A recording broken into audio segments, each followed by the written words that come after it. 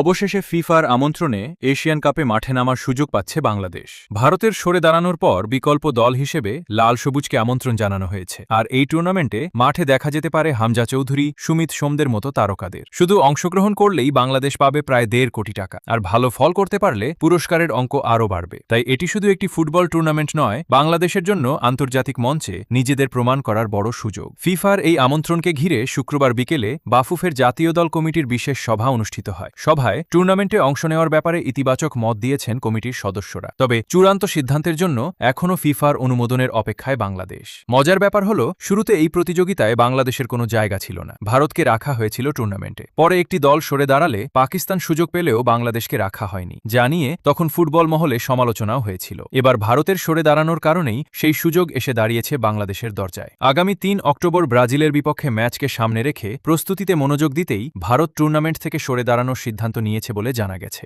আর তাতেই বাংলাদেশের সামনে খুলে গেছে আন্তর্জাতিক ফুটবলের নতুন এক দরজা। সবচেয়ে স্বস্তির বিষয়, টুর্নামেন্টে অংশ নিতে বাফুফেকে বড় ধরনের আর্থিক চাপও নিতে হবে না। আয়োজকদের পক্ষ থেকে দলগুলোর যাতায়াত সহ বিভিন্ন খরচ বহনের ব্যবস্থা থাকছে। সবকিছু চূড়ান্ত হলে ইন্দোনেশিয়ার মাটিতে বাংলাদেশের জন্য অপেক্ষা করবে বড় বড় দলের বিপক্ষে খেলার অভিজ্ঞতা। হয়তো এই টুর্নামেন্টই হতে পারে বাংলাদেশের ফুটবলের নতুন পথ চলার শুরু। বিশ্বকাপের স্বপ্ন পূরণের পথে এটি হতে পারে প্রথম বড় পদক্ষেপ। এখন শুধু অপেক্ষা ফিফার চূড়ান্ত অনুমোদনের, আর মাঠে লাল সবুজের নিজেদের সামর্থ্য দেখানোর।